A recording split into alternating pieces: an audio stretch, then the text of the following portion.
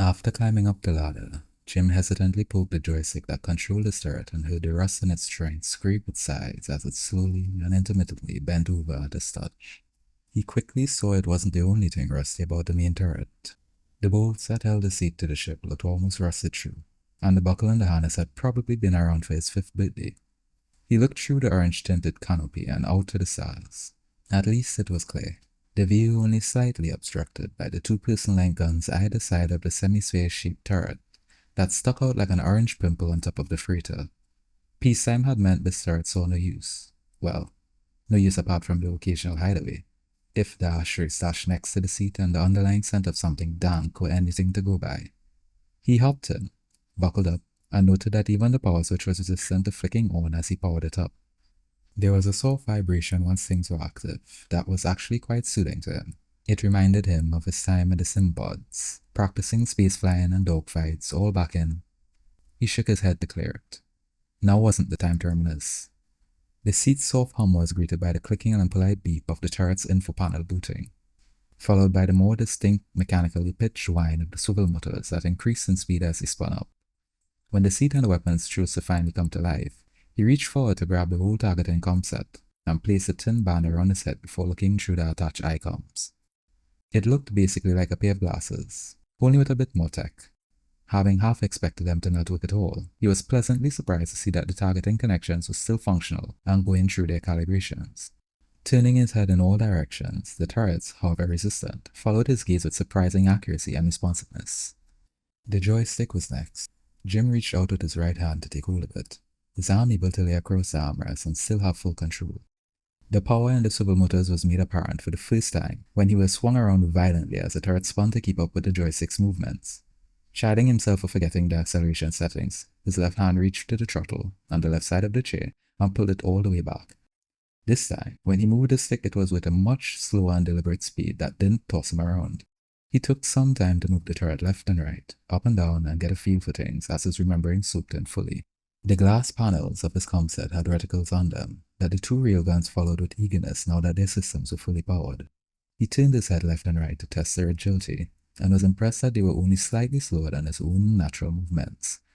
Not bad, he mumbled to himself. At least some parts of this old freighter had seen some maintenance. He was fascinated by the retro yet effective aiming system projected onto the comset. When his head position and the gun's barrels were out of sync, the reticle that showed where his head was pointing would become a white circle, while a second white crosshair would represent where the guns were actually pointed. When they were both locked on the same target, both the cross and the circle would match up and turn orange, indicating they were in sync. Throttling up the motors, Jim purposely made the turret throw him around a bit to test its full capabilities. He quickly learned that maintaining a solid sync was much harder at higher speeds, especially with the gun's inertia causing them to start and stop moving later than he would have liked. A voice crackled through the semi-broken speakers of the comset, giving the captain's voice a metallic sound as she said, "Hey Jim, you all set in the turret? Have you fired it yet?" Jim depressed the trigger, and nothing happened. He concentrated on his remembering and flicked another switch on the front panel, which caused 5 orange lights to light up in a row along the length of the barrels of each of the railguns. Depressing the trigger again, a couple of rounds shut off, causing the turret to shake from the gun sliding backward as they absorbed the recoil. At the same time, one of the 5 lights on each gun had turned to white. "Yep," he said, recovering from the shock. "But I didn't know railguns had recoil. How old are these systems?" "Railguns are great and all, but without power they're dead weight. With the amount of crazy tech out there, I'm not letting one lucky hit to our power banks take us out of a fight. What you're feeling there is good old combustion. Bit more expensive per shot, but works without power. See those wheels on the wall next to you?" Jim turned his head and spied a series of hand-sized gears, wheels, and levers that looked like you could grab them and turn them manually. "If power cuts out, use those to move the turret around." "Okay, sure, I see 'em. Bit old, but better than dead and cold," he replied, not truly believing the words he was saying, but also not wanting to insult the captain when he was already in a debt. "I agree," Captain Stenmore replied distractedly, her voice trailing off before her attention was back on the conversation. "Don't shoot anything that turns up orange on the ICOM. They're human ships. Octurnian ships will be outlined in green, and everything else will be white until they declare their allegiance. Missiles and other attacks will show up red. Just remember that green means good to shoot, and red means danger." She shouted something to someone on her end before continuing. The rounds go at about 5 clicks per second, so you'll need to lead your shots, depending on distance. One round can fire every 2 seconds and 5 seconds to reload. We should have plenty of ammo, but just in case, don't waste rounds. Aye, Captain, Jim said to the air as he looked out into space. The unofficial mantra of the Navy, conserve your ammunition, echoing in his mind. He heard the click of the captain's mic turning off, and was left to wait alone in the silence, not counting the engine's soft hum. His turret was on the top of the freighter, with the best view in every direction, so he swiveled it around to face the planet behind them. It still took a most of the view in that direction. Its blue oceans, contrasting with the red landmass, looked beautiful against the blackness of space. There was a healthy collection of clouds in its atmosphere as well. He could see a storm flicker with lightning in its southern hemisphere, and spotted a black trail of smoke through the... "Hang on," he said, squinting his eyes to get a closer look. He clicked his mic on. "Captain, I'm seeing ship trails coming from the planet's southern side. Nothing on radar, but my eyes aren't lying. A distinct trail and close. A few dozen clicks at the most. Fuck, they must be masking their signature somehow. What's your angle?" Jim checked his turret's panel. 20 degrees down, 30 right.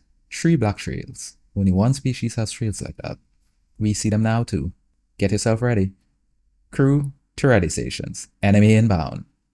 The sound of an alarm echoed up the ladder to the turret as, no doubt, many scrambling crew headed to stations they had rehearsed long ago but didn't expect they'd ever actually need to man. The usual radar systems had been fooled by some unknown means, but when they were silhouetted against a planet like this, it was trivial for the backup human visual scanners to do their jobs. Humans still insisted on calling the modern advanced scanning systems radar, even though that technology had become redundant a few hundred years ago. Other species have stopped trying to guess what humanity would stubbornly refuse to change, and what we would eagerly adopt, though it was still entertaining for alien scientists. As Jim brought his turret around, a mass seemed to speed forth from the Octonian ship's fall like a black cloud.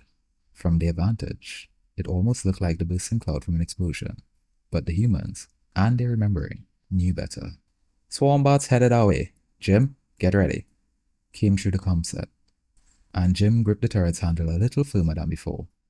Swarmbots were a typical Octonian weapon. Individually, they could do very little, just some minor hull damage with a small explosive charge. In their thousands, though, their small damage could break hulls, destroy shielding, and eat small ships entirely. A faster ship could try to outrun the bots and hope they ran out of power, but this big slow freighter was a perfect meal for the hungry bots. The captain made the only smart play and turned and burned. Thrusters set to full throttle to try and condense the cloud enough that turrets might have a chance to hit something. The swarm wasn't smart. They couldn't dodge rounds. They just followed the heat signatures of the engines and did simple projection calculations to try and intercept ships during a maneuver. Our speeding away in a straight line made them shoot towards the ship with reckless abandon. The cloud of bots naturally condensed into a jagged needle, all pointed at the ship's burning hot engines. "Hold fire. Main, we've been given some memories on how to deal with the swarms. Fire only on my command."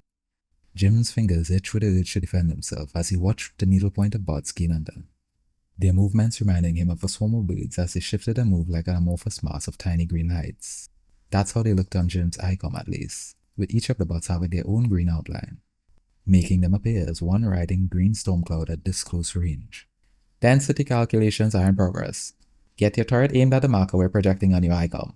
Fire the moment it turns green. The ship's going to perform some maneuvers, so be ready to shift your aim." As the captain spoke, a new yellow crosshair showed up on Jim's targeting system, and he swiveled his turret to lock onto the small highlighted spot. As he watched and kept the gun on it, he felt the ship rotate on its axis and saw that the swarm shifted along with it in such a way that for a moment, they were considerably more condensed than just a second ago. Keeping the turret trained in the spot was a difficult task, but a sense of calm filled him as the remembering took over and he found his hands resting comfortably on the controls, doing tiny adjustments without thought as though he'd been doing this every day for years. Everything seemed to slow down. The constant hum of the motors became individual pulses, and the once responsive feeling turret felt like it was moving through tar. Jim was confused when he saw the shifting patterns of the swarm also moving much slower than before. Then it hit him. "Oh, I'm just heightened again." The thought entered his mind just as the crosshair started to change color, his heightened state allowing him to see the individual pixels switch from yellow to green. He fired a round from each cannon, the 2 rounds traveling so fast that even in its heightened state, he was not able to see them as anything more than blurs.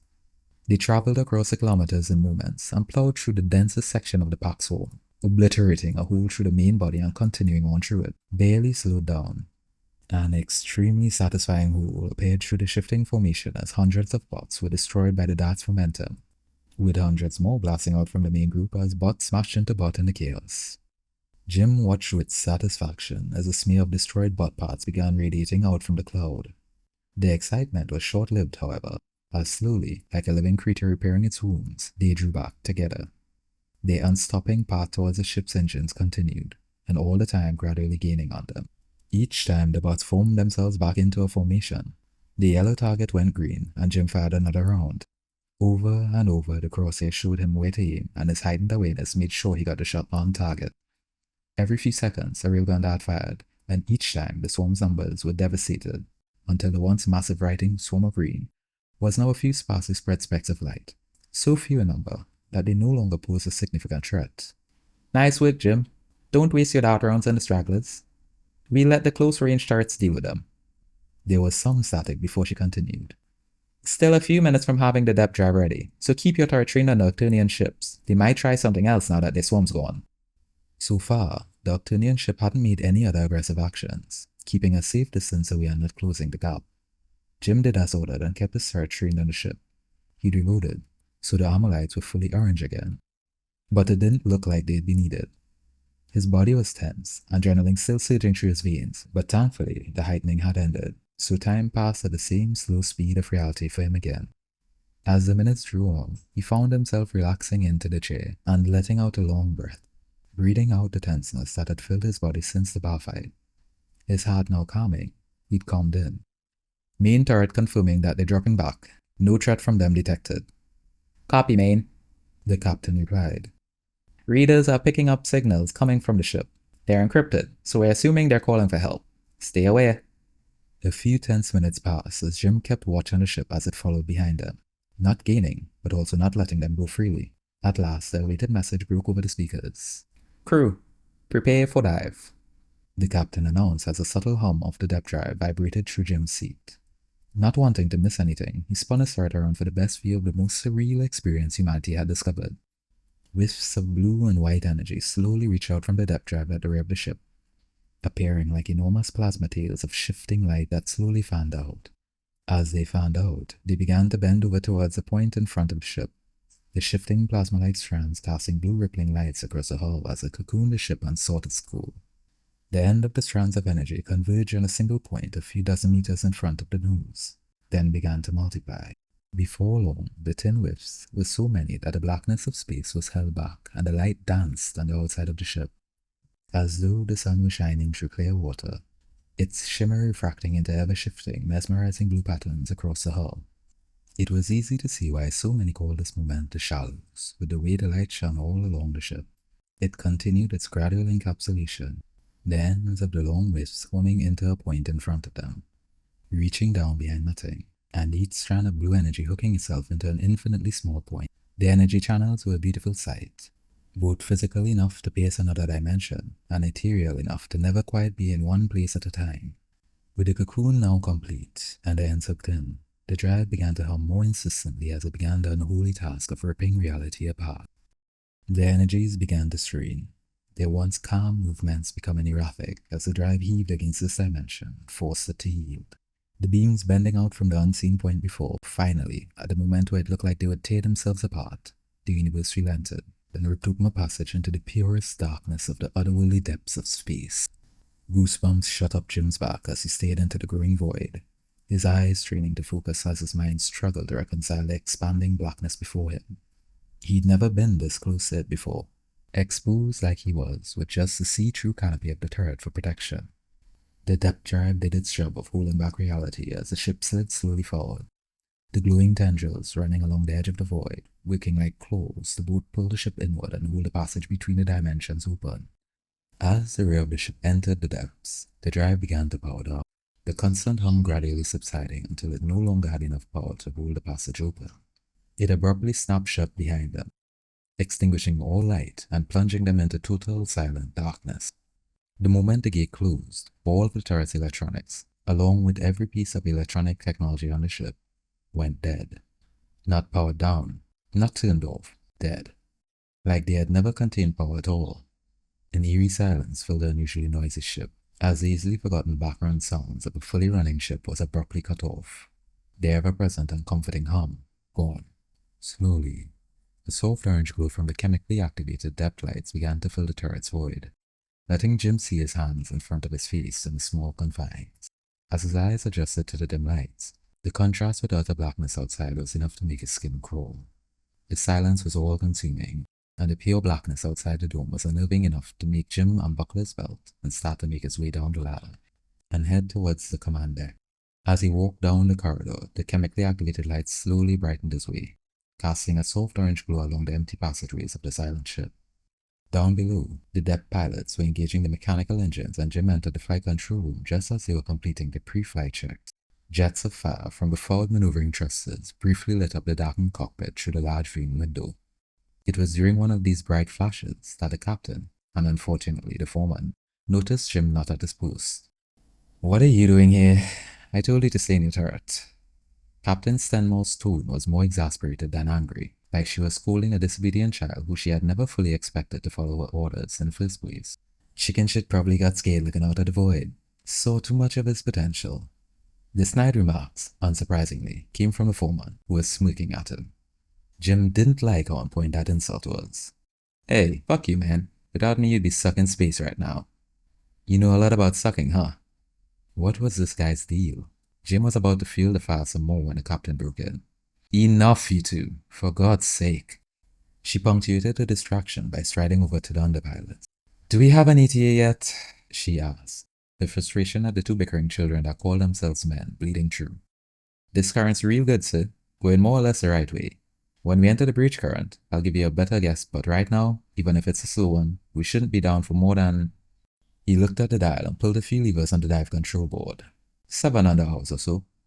"We're headed to a resupply. How much impact would we have if we burn some boost reserves?" Hugh raised his eyebrows. "Burning the reserves, Captain? Maybe cut it down to about 4 or 5, probably?" "Do it. I'll send a message to strap in." The captain turned to Jim. "That gives you and your friends plenty of time to rest up. I want you all in the pools for a few hours. I need you fresh for the breach." She reached for a metallic handheld undercom and spoke into it.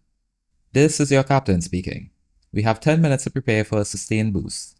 Havers, connect the boost reserves to the main supply. All other crew, strap in, and prepare for boost in 10 minutes. That's 10 minutes. Stenmore out." She put down the undercom. Jim was staring out of the viewing window. His lips parted as he took in the ghostly beauty of the ship gliding in the time currents. The hull of the ship was speckled with a pattern of glowing orange underlights that stood out against the nothingness of the ever-black deck, poking out like a huge X at the front of the ship were the 4 guiding poles, their tips each trailing the 10-meter-long orange guide sails that the underpilots used to gauge the direction and flow of the currents. Right now, they were flowing directly backwards as the ship slid through the not exactly empty space of the depths, meaning they were in a strong current. Hopefully, they could follow the current most of the way there. A strong current like this one would keep them ahead of schedule. Jim was knocked out of his reverie by the captain. "Grab the others. Tell them to get in the pools. You've got 10 minutes. I want you back in the turret before breach." "Aye, Captain," he said, taking one last longing look at the light-bedecked view before turning to gather the others for a well-deserved dip in the pools. Jim wasn't exactly sure how much time had passed when a soft beeping woke him from a deep sleep. It took him a moment to get his bearings and recognize that he wasn't waking in his usual bed in his usual apartment, and was instead floating in the glowing blue gel of a healing pool. It felt like he'd just awoken after the best night of sleep humanly possible. Coming fully awake was quickly followed by a few revelations. The fact that he had slept at all was a bit unusual for the pools. Their chemical cocktail typically had an energizing effect rather than a sleeping-boosting one, but that was something to ponder later. His body felt absolutely fantastic. His mind, now awake, was sharp and filled with renewed purpose. He looked around and saw the others awaking from a similarly deep slumber, though all now had the same energized look on their faces. "Didn't think you were meant to sleep in these things," Mel said, stretching her arms over her head more out of habit than need, the pools having made her muscles perfectly stretched and healed already. "I bet it's a remembering," Mark said, hopping out of his own pool and heading to the showers to wash off the excess gel. "My guess would be it's not exactly healthy to remember so much all at once. So the pools do a deep clean on your brain or something." I feel like I'm thinking clearly for the first time since we all got it. Jim couldn't deny that he felt more clear-headed than he had in a while, so what Mark was saying made sense to him. Sounds like something the government would do. Give us all a bit of minor brain damage for the greater good, Jim said as his fingers made quotation marks to make his point. True, can't deny it's worked pretty great so far though, Mel added. And if we heal eventually, it was worth it. Whose boots you trying to kiss? Go diving, Bloom, she said, making a gesture of her own. Certainly not yours, General Boy. Jim furrowed his brow in anger, even though Mel's tone was mostly in jest. This kind of thing was what happened when people found out the surname wasn't just a coincidence. People sucked up to him, hoping he'd put in a good word with his uncle, or they blamed him for something, or something changed. Either way, he hated that they treated him differently for no other reason but his relation to, admittedly, one of the most powerful people on their home planet. The speakers crackled to life, breaking the tension. This is Stanmore. Breaching in 30 minutes. All hands at station for breach. That's 30 minutes to breach. Stanmore out. Jim barely heard as he angrily stormed out of the healing room. Hey, come on. I'm just kidding. He heard Mel call behind him as he left in a rush, taking his freshly washed flight suit and walking in his underwear down the dimly lit hall. Another group of people that would step on eggshells around him for no goddamn reason. Awesome. Not like going to the edge of the galaxy in the middle of nowhere was enough to escape it. Now he was forced to interact with humanity again. Well, he didn't have to put up with it. The first chance he gets, he's going to ditch this crew and find his own way like he always had. Soon, he was dressed in his fresh white suit, back up alone in his turret, though this time decidedly more annoyed than the last. Why did it always end up like this? Just bide your time and escape when you can. It won't be long.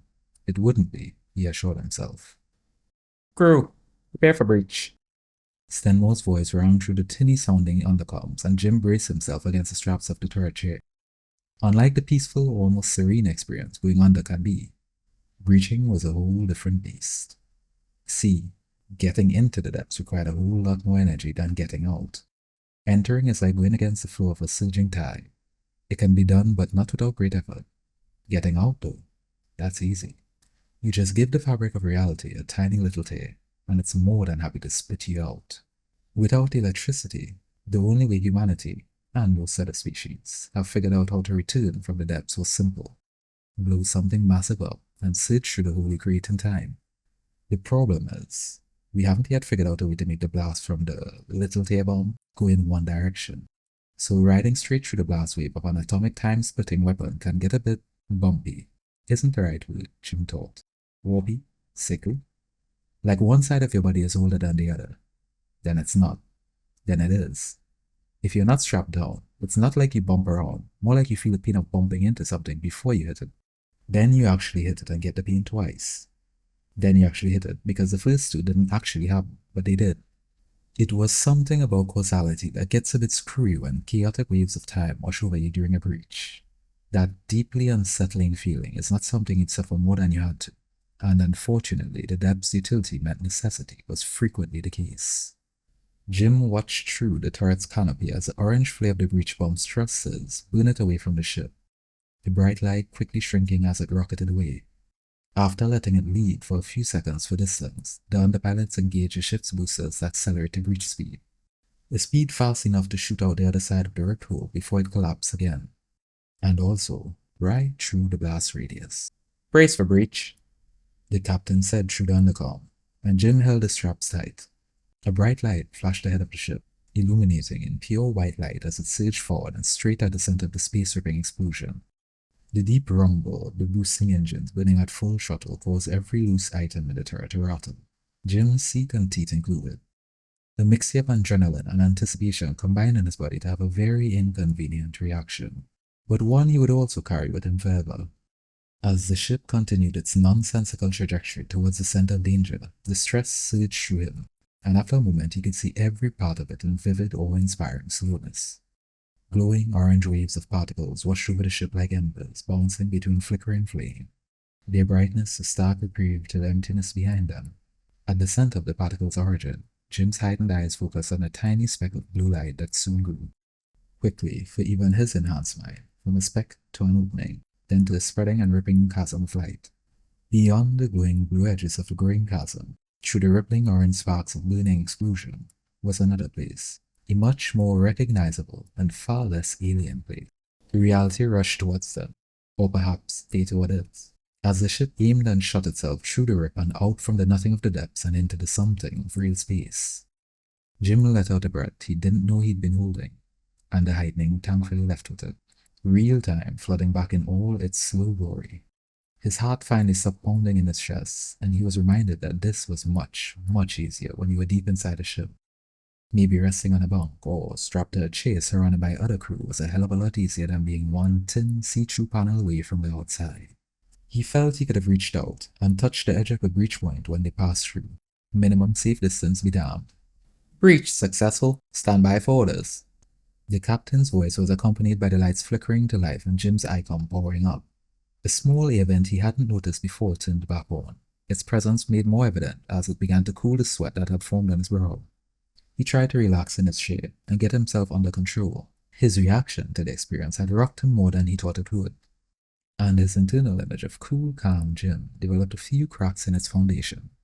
With not much to do but wait, he focused on the flashing lights off in the distance. Still a few kilometers away yet, but growing quickly. As they drew near, Jim began to make out more detail. The main station looked huge as the freighter approached it. An enormous ring, wide enough to fit 5 of the football field-sized freighters inside it side by side with room to spare. And the smooth inner side of the ring glowed a glaring bright blue. In the middle of one side of the ring was a long corridor, leading to a busy mid-sized spaceport. It was easily large enough to hold a few smaller ships and a couple large freighters like the D-class Jim was flying in. Ships were coming in to land all over it, while recently outfitted ships took off. Jim watched the station grow closer as the ship approached one of the designated cargo docks with a landing pad built for the freighter of their size. As the ship rocked gently onto the landing pad, an order rang out over the ship's speaker. All hands to the loading bay for immediate deboarding.